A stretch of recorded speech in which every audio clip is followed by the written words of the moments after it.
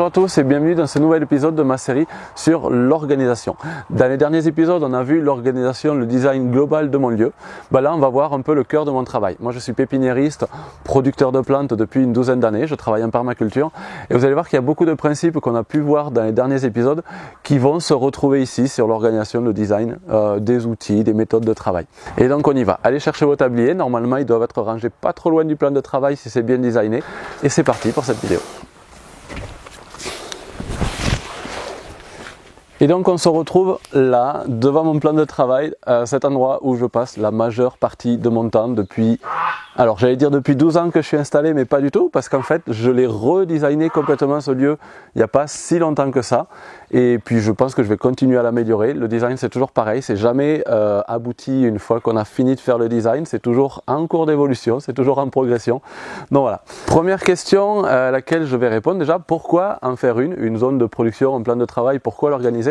Si vous êtes, alors là du coup cette vidéo elle va s'adresser autant aux pépiniéristes, horticulteurs, producteurs de plantes, quels qu'ils soient, maraîchers, qu'aux petits jardiniers qui ont juste envie de faire pousser quelques plantes chez eux. Selon votre projet, juste la taille, la quantité de matériel que vous avez va changer, la surface de la zone va changer aussi. Moi là, je vais pas mesurer, mais je pense qu'il doit y avoir peut-être 10 mètres sur 6 mètres de large. Elle est très très grande ma zone de travail, mais j'essaye de produire beaucoup de plantes aussi, c'est mon métier. Donc selon la quantité de choses que vous allez produire, elle fera différentes tailles. Mais c'est un gage d'autonomie, d'efficacité, d'économie aussi, de se dire que vous allez être capable de produire et de multiplier vous-même vos plantes. Et d'économie surtout parce que vous n'allez pas avoir besoin d'aller en acheter à chaque fois. Il vous suffira d'aller en obtenir une et avec votre équipement, votre organisation, vous serez capable vous-même de les multiplier. Donc première chose à voir, c'est un petit peu la suite de ce qu'on a vu dans la vidéo sur le design général. Il va falloir que cette zone centrale de travail de vos plantes, qu'elle soit placée au plus près de votre serre si vous en avez une, de votre véranda, voire même dans la serre, dans la véranda pour pouvoir travailler au chaud, mais aussi au plus près de votre jardin puisque c'est la zone dans laquelle vous allez planter ce que vous produisez ou dans laquelle vous allez prélever certaines choses que vous voulez multiplier et les ramener ici. Donc il faut que ce soit proche en tout cas de cette circulation-là entre la zone de stockage, la serre et le jardin. Moi je montre par là parce que moi le jardin est là. Et il va falloir aussi que ce soit au plus près si possible de votre parking, de l'endroit où vous garez le camion, la voiture, puisque vous allez ramener différents matériaux, du terreau, vous allez ramener des pots, vous allez ramener différentes choses qui vont vous servir, voire les stocker pas trop loin du parking, c'est un peu ce qu'on a vu aussi sur la vidéo sur le design général. Et quand vous allez avoir besoin de ces matériaux ici, il ne va pas falloir que ce soit trop loin. L'idée ça va être vraiment de gagner le plus possible au niveau des déplacements. Et autre petit détail qui me concerne à moi, qui ne vous concernera pas forcément à tous, mais si vous êtes sur un lieu qui accueille du public, si c'est sur un lieu sur lequel vous allez vendre des plantes ou accueillir des visiteurs, vous y gagnerez si de l'emplacement où vous travaillez, vous pouvez voir l'entrée de votre terrain, l'entrée du parking ou au moins l'entrée de la serre ou de la zone sur laquelle les gens pourraient arriver. Puisque quand vous allez être occupé à travailler, s'il y a des gens qui arrivent et qui sont en train de vous attendre sur la zone de vente, ça ne va pas être pratique. Donc c'est bien qu'il y ait une observation possible. Moi ici, j'ai vraiment réfléchi à ça depuis le début, même si ça a un peu changé ces derniers temps ici, mais j'ai quand même toujours eu depuis le début de l'entrée de mon terrain jusqu'à tout au bout derrière. Donc là, il y a la serre, la zone de travail, la grande salle, la cuisine derrière et ensuite la cuisine extérieure et donc le terrain où on fait nos événements derrière là-bas. Et il y a un axe. Même quand je suis tout au bout, je peux voir tout le long ce qui se passe. Donc ça voilà, ça dépendra vraiment de votre projet, c'est pas obligatoire, mais dans certains cas ça peut être intéressant. Donc on va venir maintenant au plan de travail proprement dit. Perso, vu que je fais différentes choses, on va faire un coup de semis, un coup du rempotage, un coup du bouturage, moi j'aime bien que le lieu puisse être modulable, donc un gros plan de travail plat, rien de plus dessus, et puis tout ce qu'il y a là. Donc là par exemple j'ai une caisse dans laquelle je stocke des étiquettes, des stylos, des sécateurs, des couteaux, on verra juste après les différents matériels que je peux avoir. Mais voilà, ça peut être déplaçable, si je vais travailler ailleurs, je peux le mettre là-bas. J'ai des serres, des mini-serres dans lesquelles je fais mes boutures, voilà, tout ce que j'ai, ça peut être modulé et selon la façon dont j'ai envie de travailler, je peux changer l'emplacement des choses. La table est assez grande, il y a la place pour vider 1-2 sacs de terreau, voire beaucoup plus. Si j'utilise toute la table en entier, on peut travailler à plusieurs, à nombreux. Moi je suis sur un lieu où ça m'arrive de faire de la formation, d'accueillir des amis qui viennent m'aider et donc ça peut arriver qu'on soit plusieurs à travailler. Donc c'est bien que la table puisse être assez grande. Au niveau de la hauteur de la table, elle est haute, elle est très très haute. pour moi, elle est à la bonne hauteur. Je peux travailler à hauteur de bras. J'ai pas besoin de me baisser pour travailler, je me fais pas mal au dos. Alors pour les personnes qui seraient plus petites, j'ai une petite estrade, j'ai un bout de palette en bas qui me sert à moi aussi quand j'ai besoin d'être plus haut pour aller travailler jusqu'au fond de mon tas de terreau et que j'ai besoin d'utiliser vraiment tout l'espace de la table. Mais voilà, ça, encore une fois, c'est quelque chose qui est modulable, qui est déplaçable, que j'utilise pas tout le temps. Autre chose qui pourrait être un détail, mais ça l'est pas du tout, quand vous construisez dès le début, déjà faites des choses solides sur lesquelles moi là, la table je peux y monter dessus, ça ne bouge pas et c'est parfaitement horizontal. Tous les plans de travail, toutes les zones sur lesquelles je peux travailler sont parfaitement horizontaux puisque ça va toujours arriver à un moment ou à un autre que vous ayez besoin de faire tremper une plante. Moi j'arrose beaucoup par trempage, j'ai mes bacs de trempage là juste à côté. Et bien, si vous avez une table qui penche un minimum, et bien, tous vos bacs de trempage, l'eau va partir d'un côté et vous ne pourrez pas les remplir efficacement. Donc voilà, soyez parfaitement horizontaux, comme ça vous aurez plus de questions à vous poser. Quelle que soit la zone sur laquelle vous allez vouloir faire du trempage, ben, ça sera toujours horizontal et vous ne poserez plus de questions. Alors, au niveau des différentes zones que j'ai ici, moi là j'ai ma zone plutôt rempotage, travail de plantes. J'ai mon terreau qui est ici. On va en parler juste après du terreau, de comment je m'organise avec le terreau. Là, j'ai ma zone où je fais mes bouturages, mes semis, donc il y a moins de terreau, c'est un peu plus propre. Et puis là, tout au fond, j'ai mes petits bacs, mes mini-serres dans lesquels je fais mes boutures, qui sont fermées. Donc là, je vais pas les ouvrir. Et voilà. Donc encore une fois, il y a de l'eau au fond de ces bacs-là. Et si la table n'était pas parfaitement horizontale, je pourrais pas mettre autant d'eau, il n'y aurait pas autant d'inertie au niveau de la température. Donc le côté horizontal est aussi important pour ça. Qu'est-ce que je voulais vous dire encore? J'ai ma fiche toujours. Là à côté, alors du coup je vais tourner un peu la caméra pour ça.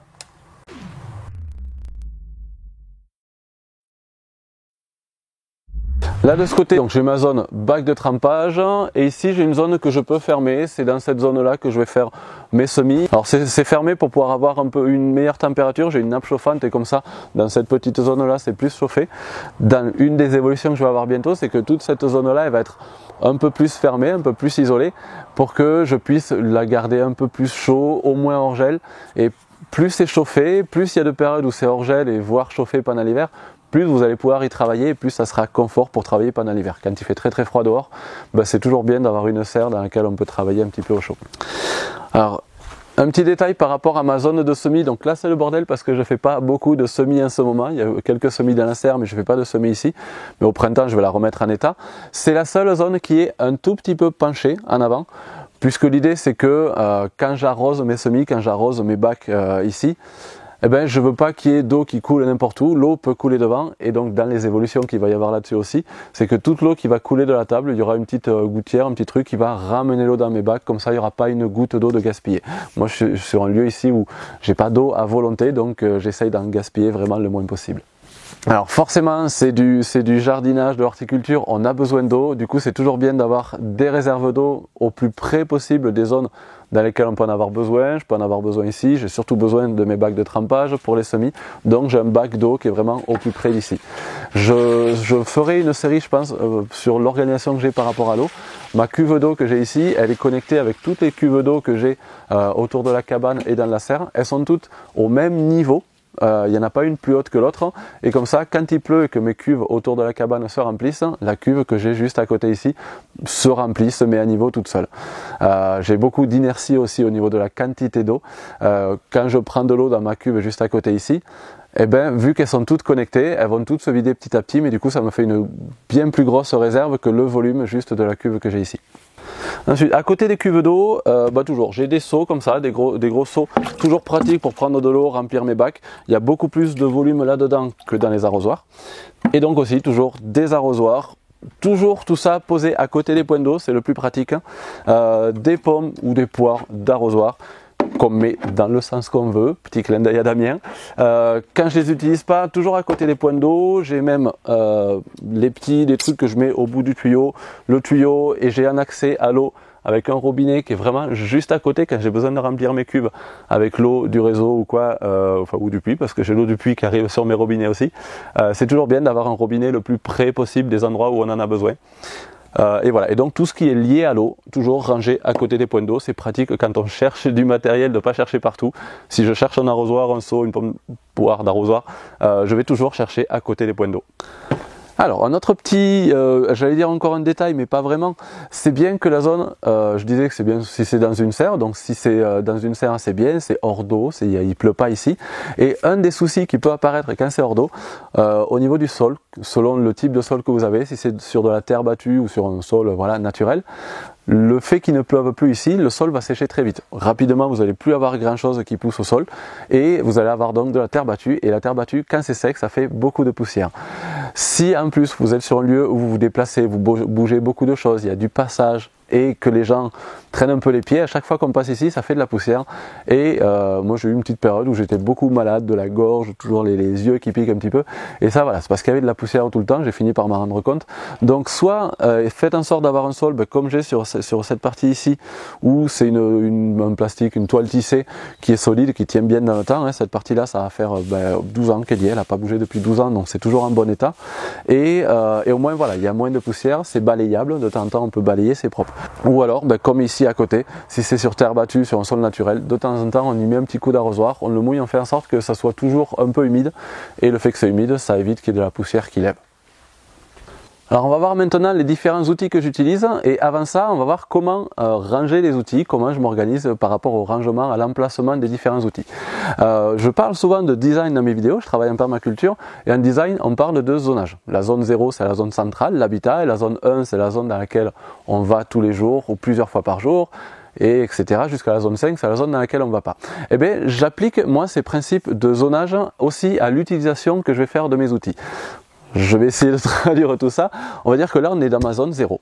Dans ma zone 0, il faut qu'il n'y ait pas d'outils qui traînent. Là, il faut que ce soit vraiment le plus possible débarrassé de tout outil pour qu'il y ait de la place, pour que ça puisse être fluide pour travailler.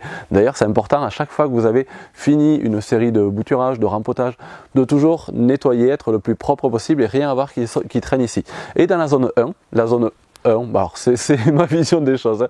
Tout le monde ne sera pas forcément d'accord avec cette vision, cette application du design, mais on va dire que pour moi, ma zone 1 c'est la zone au plus près, donc là on va être dans la zone 1, là-dessous c'est zone 1, tout autour, et dans la zone 1, on va y mettre tous les outils, tout le matériel, tout ce qu'on utilise tous les jours, au moins une fois par jour. Donc là à côté je vais avoir mes stylos, mes étiquettes, des couteaux, des sécateurs, qu'est-ce que j'ai, des bacs de trempage, donc je vais détailler les outils juste après, mais tout ce que j'ai autour c'est les choses que j'utilise tous les jours. Un outil que j'utilise une fois de temps en temps, je ne vais pas m'encombrer ici, je vais aller le ranger un peu plus loin. Et alors d'ailleurs je vais vous parler ici de la méthode 5S, alors merci Ramdan de m'avoir parlé de ça. Apparemment c'est une méthode qui ressemble beaucoup moi à la méthode que j'applique ici. Donc la méthode 5S c'est un truc qui vient d'un pays asiatique, Japon, je sais plus exactement, je vous mettrai dans les sous-titres un peu plus de détails, je vais me renseigner entre temps. Alors 5S parce que c'est 5 mots, alors japonais je crois, mais j'espère que je ne me trompe pas, 5 mots qui commencent par un S. Le premier mot signifie qu'il va falloir faire en sorte que tous les outils soient disposés selon leur fréquence d'utilisation. C'est un peu ce que je viens de dire. Le deuxième S veut dire qu'il va falloir les ranger, les disposer de façon à limiter au maximum les déplacements. C'est exactement ça qu'on voit dans toutes les méthodes de design. L'idée c'est de se déplacer le moins possible. Le troisième mot il signifie nettoyer, réparer. Nettoyer ça va être hyper important ici, je vais expliquer juste après pourquoi. Mais voilà, que ce soit propre et bien organisé, et puis que vous réparez, c'est-à-dire avoir des outils, avoir du matériel en bon état, et quand il y a quelque chose de cassé, on ne va pas en acheter un nouveau, on va le réparer, on va essayer d'avoir du bon matériel. Le quatrième mot veut dire faire en sorte que l'organisation soit logique, que si quelqu'un d'autre veut venir travailler, si quelqu'un doit venir vous aider, eh bien que ça paraisse logique la façon dont c'est organisé, qu'on ne se pose pas trop de questions, et on va gagner du temps et de l'efficacité dans le travail. Et le cinquième mot, il est assez important pour moi, il dit s'y tenir, être discipliné, s'y tenir dans le temps, et plus on s'y tient, plus on va prendre des bonnes habitudes, et donc on va encore gagner en efficacité. Et donc avec tout ça, vous allez pouvoir vous poser des questions à chaque fois que vous travaillez, à chaque fois que vous utilisez quelque chose, un outil, du matériel ou quoi, demandez-vous cet outil, est-ce que je l'utilise souvent, est-ce que je l'utilise toujours, c'est quand la dernière fois que j'ai utilisé, si c'est hier ou si c'est il y a une semaine, est-ce que l'endroit où il est, c'est logique qu'il soit là, est-ce que c'est le plus pratique qu'il soit là. Moi quand j'ai besoin d'un couteau, d'un sécateur, quand je fais du rempotage, j'ai pas à faire un pas pour me déplacer, je tends le bras et j'ai mon matériel. Si j'ai besoin d'y mettre une étiquette, j'ai mes étiquettes qui sont rangées ici. Si j'ai besoin d'un pot ou d'un contenant quelconque, j'ai tous mes pots qui sont rangés là derrière. Donc là j'ai besoin de faire un pas, je vais les chercher ici. Mais ils sont juste à côté, j'ai d'autres pots qui sont rangés là en dessous. Donc là je vais faire un petit panel de tous les différents outils que moi j'utilise. Ce ne sera pas forcément les mêmes pour vous, mais l'idée d'organisation ce sera la même. Et donc là, encore une fois, j'ai préparé ma fiche pour pas en oublier. Alors il y a quelques outils que j'ai souvent sur moi, puisque j'ai besoin de les avoir souvent à portée de main quand je me déplace dans le jardin ou quoi. Donc sécateur pour couper les grosses sections, ciseaux pour couper les petites sections. Ciseaux, c'est pas un petit ciseau d'écolier, c'est le genre de ciseaux qu'on utilise pour découper les pizzas, découper le poulet, vous savez, les gros ciseaux de cuisine. Il faut que ça coupe bien, il faut que ça puisse couper des grosses sections quand même. Couteau, couteau ça peut servir à couper les mottes de différentes plantes, à ouvrir les sacs de terreau, donc ça sert à pas mal de choses. Couteau à dents, c'est toujours plus pratique, il y a moins besoin de les aiguiser. Après, voilà, selon le type de couteau que vous utilisez, vous faites comme vous voulez. Fourchette, je notais, fourchette tordue, alors j'en ai plusieurs de celles-là. Ça, c'est un outil qui me sert énormément quand je dois rempoter des plantes, démêler des racines, supprimer un peu de terre sur les mottes de mes racines. Donc voilà, c'est juste une fourchette normale que j'ai tordue un petit peu pour pouvoir aller gratter mes racines. Cuillère à soupe, une grosse cuillère, après quelque chose qui ressemble à une cuillère, ça marche aussi. Ça c'est quand vous avez des boutures dans des bagues, des trucs que vous devez séparer. Voilà, avec une cuillère ça peut être pratique. Alors je fais beaucoup de nettoyage souvent et je vous expliquerai tout à l'heure pourquoi c'est important de faire du nettoyage. Du coup j'ai toujours à portée de main une caisse à fond plein comme ça avec un côté ouvert. Quelque chose qui ressemble à ça, vous allez voir pourquoi c'est pratique. À fond plein puisque ma balayette pas très loin non plus, quand j'ai besoin de nettoyer, hop, un coup de balayette et je peux vider ça dans ma brouette à compost. Une pelle s'il y a besoin de le ramasser, c'est pas forcément nécessaire si on peut le faire tomber sur le côté de la table avec la caisse en dessous. Mais voilà, ça pas très loin, toujours tout ensemble, comme ça quand j'ai besoin d'aller nettoyer quelque part, j'ai juste ça à déplacer, c'est pratique. Et des caisses. Bon, pas forcément à fond plein, mais des caisses, ça c'est ce que j'utilise pour transporter quand je multiplie beaucoup de plantes. Je ne vais pas transporter pot par pot, je fais toujours avec des caisses, je mets à tremper, une fois que ça a trempé, je peux aller les mettre dans ma serre, je les range et c'est fini. Et comme ça, je transporte beaucoup plus de pots de godets avec ça. Ensuite, crayon, marqueur. Alors crayon de bois, crayon à papier, c'est toujours mieux d'écrire au crayon de bois sur les étiquettes, ça s'efface beaucoup moins avec l'eau. Quand on arrose une étiquette, si c'est écrit au stylo, ça s'efface. Avec ça, ça s'efface pas. Donc ça, et puis des étiquettes, différents types d'étiquettes. Alors moi, vu que je produis beaucoup de plantes, j'en ai des grosses quantités. Voilà, différents types d'étiquettes que j'ai là, juste à côté. Juste à côté, j'ai différents bacs de semis, des plaques alvéolées. C'est des choses qui me servent assez souvent. Je m'accroche.